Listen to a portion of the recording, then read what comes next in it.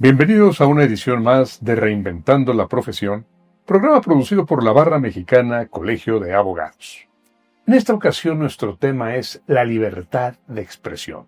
Una libertad que, por donde se mire, parece estar amenazada. Y el pretexto que da pie a este tema es el libro Libertad de Expresión, que acaba de publicar la Academia Mexicana de la Comunicación. Esta academia reúne a distintos académicos y hay un capítulo jurídico que acaba de producir este libro. Y en este libro, donde escriben distintos académicos muy distinguidos, también lo hicieron, de manera relevantísima, Paola Carmona y Guillermo Tenorio.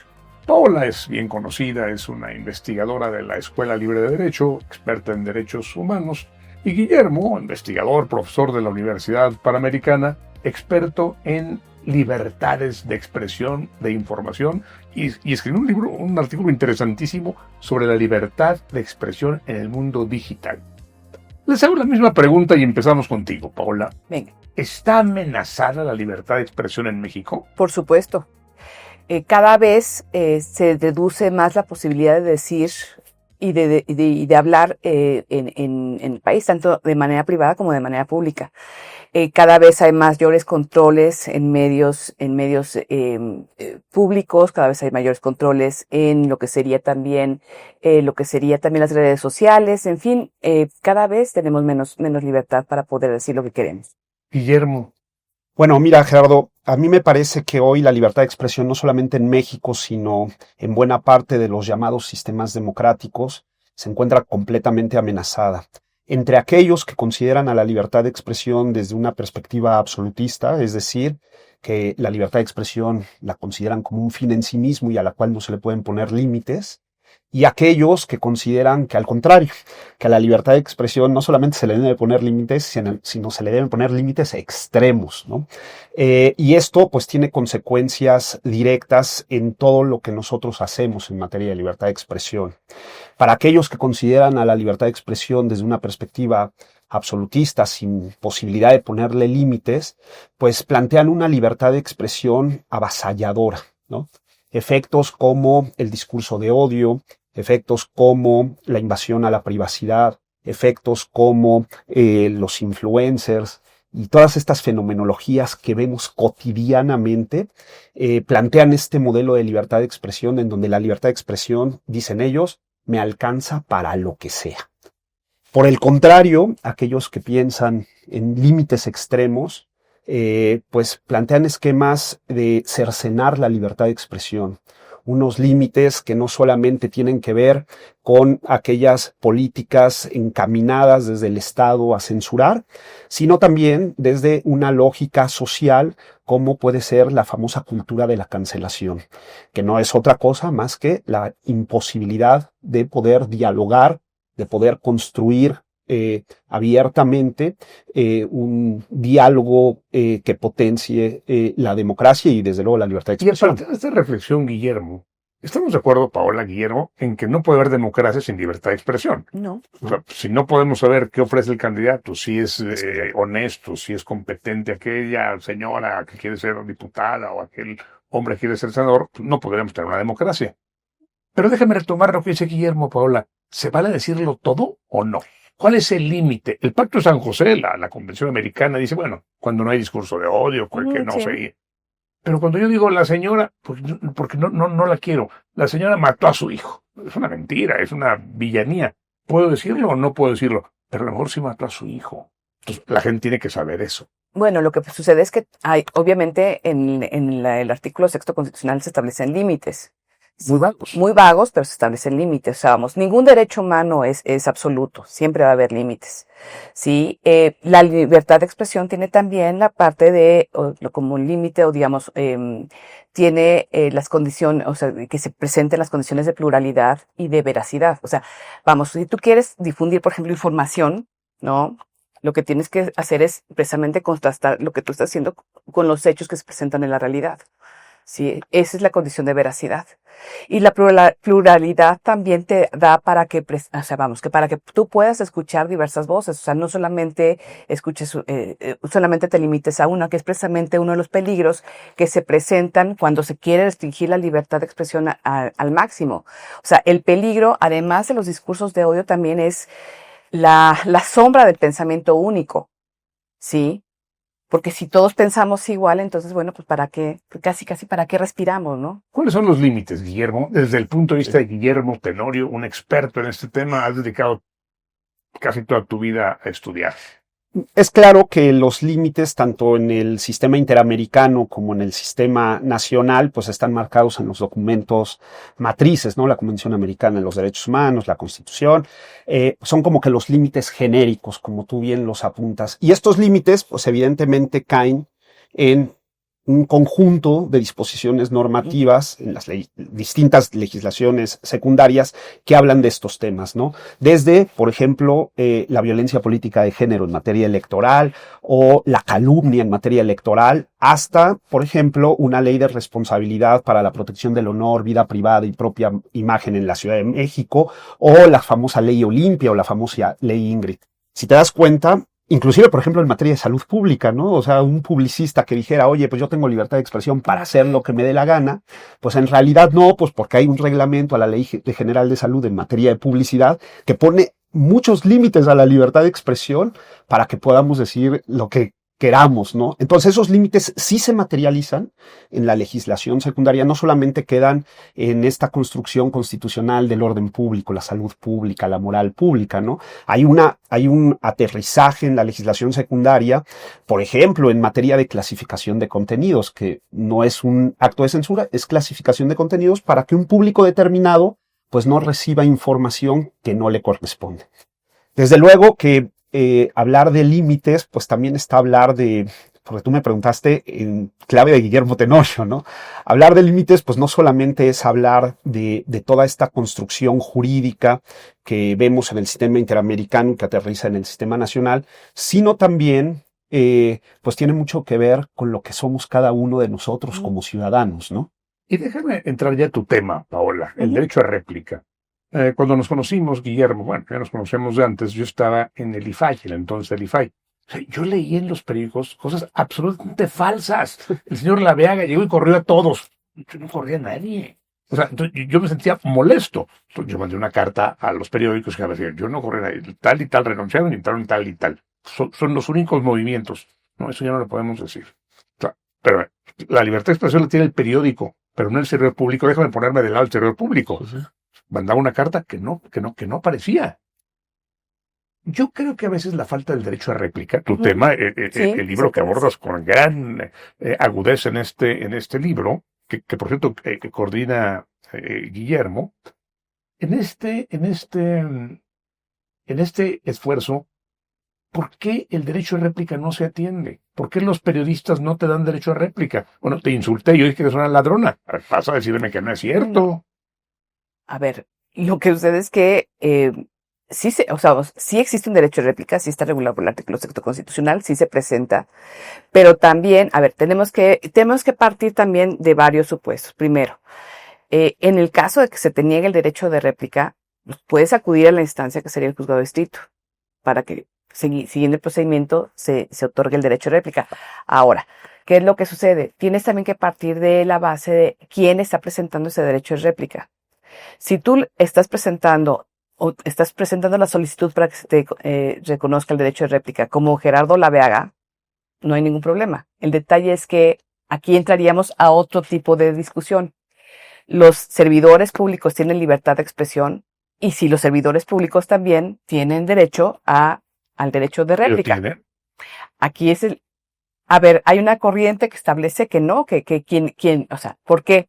Porque un servidor público lo que tiene, sí, es la obligación, sí, de informar a la comunidad. Pues, que sería el derecho, o sea, sería algo más amplio, que sería el derecho a la información, no la libertad de expresión. ¿Sí? ¿Por qué? Porque la libertad de expresión precisamente se opone frente a quién? Se opone tradicionalmente desde el siglo XVIII, ¿no? Bueno, desde el siglo XVII en Reino Unido, pero desde el siglo XVIII, con la Declaración Universal de Derechos Humanos y todos los instrumentos internacionales, en realidad es un límite al poder. ¿Coincides, Guillermo? Sí, a ver, es muy interesante el debate, pero ciertamente los ciudadanos tenemos derechos y las autoridades tienen obligaciones. Sin embargo, cuando tenemos una información que daña alguna parte del honor, porque a pesar de que sean servidores públicos, pues no dejan de tener los derechos de vida privada, honor y propia imagen en todo aquello que no tiene que ver con su Yo he función estado de pública. los dos lados del escritorio Y y lo hay- entiendo. Claro, y ahí al servidor público no solamente se le dota de la posibilidad de la rectificación de la información o de la réplica, sino también se le dota de algún mecanismo jurídico conocido como la malicia efectiva, que es una figura jurídica que propone las condiciones para que el servidor público que es dañado en su vida privada, honor o propia imagen, ante determinadas circunstancias, pueda activar un mecanismo, siendo servidor público, justamente para protegerse de esa información que le está causando un daño determinado. Entonces, Paola. digamos que aquí ya no sería el procedimiento estricto de derecho de réplica, digamos que ya te podrías ir a otro tipo, te hubieras ido a otro tipo de instancia, una instancia de carácter civil. En su opinión, yo sé que esto no está vinculado con sus artículos, y ahorita entramos al tuyo, Guillermo. ¿Por qué hay tanta violencia contra los medios? ¿Por qué hay tanta violencia contra los reporteros en nuestro país? Uno de los países más peligrosos para ser reportero. A ver, yo lo que diría es que hay una serie de condiciones, no solamente es una característica particular. Hay una serie de condiciones en donde, pues en muchos sistemas políticos estamos migrando de sistemas que creíamos en vías de democracia o en procesos de consolidación democrática estamos en una vía de trance a sistemas más de corte autoritario. Y entonces, por un lado, tenemos una violencia hacia los periodistas por las omisiones del Estado o por el Estado mismo. Y por otro, ante estas omisiones de protección a los periodistas, pues también tenemos el crecimiento de un conjunto de factores vinculados al crimen organizado que violentan a los periodistas, que informan sobre las actividades delictivas. Entonces, digamos que es un caldo de cultivo estupendo. Pero no solamente eso. La creciente, en el caso de México, la creciente impunidad que existe en el país, el odio hacia la autoridad, el odio hacia la información veraz, pues propone una serie de condiciones en contra de aquellos profesionales de la información que tratan de reflejar lo que pasa, ¿no? Aterricemos esto con un ejemplo concreto. A ver. Recientemente multaron al rector de la UNAM con 15 millones de pesos porque habló mal de una revisora de tesis. Era autoridad, la señora nunca se aclaró nada, pero la señora tiene muchas dudas y tiene un historial muy poco creíble y muy poco defendible. Y sin embargo, dijo, el señor puso en duda mi capacidad. ¿Por qué no explicó cómo dirigió tantas tesis idénticas? Señor, será revisora de tesis y autorizó todas. Me ofenden al decirme eso, 15 millones de pesos. ¿Qué te parece? ¿Y qué te parece a ti esto, Paola? Es libertad de expresión. Bueno, mira, a mí lo que me parece es que todas las personas están en su derecho de presentar las demandas que consideren oportunas cuando hay violaciones o cuando creen que hay violaciones a su derecho al honor, a su vida privada, a su propia imagen. Pero eso no significa que la autoridad pues tenga que ser complaciente de todos estos reclamos. Ante ello, en este caso que estás poniendo, en materia particular de propia imagen, vida privada y derecho al honor, me parece que puede haber, cuando entras en conflicto con la libertad de expresión, puede haber un exceso por parte de la autoridad judicial en señalar que hay una ofensa al derecho al honor, cuando en realidad, me parece, no conozco a profundidad el caso, pero por lo que nos narras, pero cuando en realidad estamos hablando del cumplimiento de un deber. Entonces, el derecho al honor no es mancillado cuando nos estamos refiriendo a un deber que tiene una persona respecto a su actividad profesional. Es como si un profesor universitario se quejara de que sus alumnos le señalan lo mal profesor que es en una evaluación de profesores. Ahí no hay un daño al honor. Estoy en el Y el cumplimiento del trabajo deber. del rector es jalarte las orejas si tú Correcto. autorizaste 5 tesis idénticas. Es correcto. Entonces estamos bajo el cumplimiento de un deber y desde mi perspectiva no habría violación al derecho al honor. ¿Tú qué piensas? Aquí también, definitivamente, aquí hay una cuestión que debemos tomar en cuenta. Y quizás retomando algunas ideas que ha planteado Guillermo. Los límites del comportamiento social han variado con el tiempo. ¿Sí? ¿Qué es lo que sucede? O sea, lo que antes se consideraba una ofensa terrible, se consideraba, por ejemplo, decir una majadería o una mala palabra en un medio de comunicación. Hace 40 años era impensable, ¿no? Que alguien se expresara Ha de esa cambiado, manera. pero ¿qué piensas de este caso concreto? El rector le jala las orejas a una revisora de tesis y la revisora de tesis dice, usted faltó a mi honor 15 millones de pesos. No, me parece un exabrupto total. Y si se le concedió la razón a esta persona. No, el Me juez parece multó al me ahorita está en revisión y sí, tendrá que... es un abuso completo en contra Otro de la asunto, figura del una rector. ama de casa dice de una diputada. Claro, La señora llegó ahí claro. por artes de su marido. A lo mejor lastima a la señora, pero oye, no es cierto, yo llegué por mis propios méritos, pero eso exige que un tribunal como el electoral le ponga, discúlpese todos los Por días. supuesto que no, por supuesto que no. Por supuesto que no. Aquí hay un abuso, hay un abuso de la figura de la protección al derecho al honor y de la protección a la libertad de expresión. Ahí, a ver, tanto en el caso anterior como en este no tenemos que perder de vista que las multas desproporcionadas o las sanciones desproporcionadas en materia de libertad de expresión producen los mismos efectos que la censura. Son conocidas como prohibiciones indirectas, es decir, avaladas por el sistema. O sea, yo puedo poner una limitación a posteriori, es decir, una vez que ese discurso inunda el espacio público y viene la sanción. Pero si esa sanción viene acompañada de una multa desproporcionada o inclusive de pena privativa de la libertad, pues entonces producimos un efecto de silencio, ¿no? Que produce los mismos efectos que la censura, porque la gente entonces va a quedar callada. Ya no vamos a querer decir absolutamente nada porque la consecuencia es que me pongan una multa gigantesca. Y en el caso ya de esta ama de casa, sucede lo mismo. Es una sanción desproporcionada que va a producir los mismos efectos de que entremos todos en una espiral del silencio para poder criticar al Y ejercicio lo del que pasa poder. en Campeche, todo lo que se publique tiene que ser autorizado por un departamento del Poder Ejecutivo. Pero eso sí es alarmante. No, por supuesto. Y va en franca contravención con lo que establece la ¿Y Constitución. qué puede hacer la sociedad civil o la comunidad de abogados organizada como la Barra para enfrentar este tipo de abusos? Bueno, a ver, a mí me parece que primero todavía seguimos teniendo los mecanismos, constitucionales, ¿no?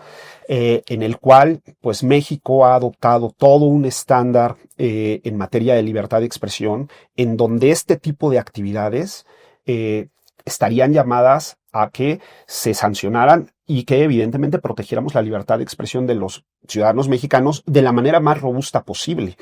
Porque no perdamos de vista que al fin y al cabo la libertad de expresión está construida fundamentalmente para hacer una crítica, debate, comentarios al poder. Y cuando el poder establece que los límites son más grandes, pues ahí tenemos un problema. Pero también no podemos ser cándidos.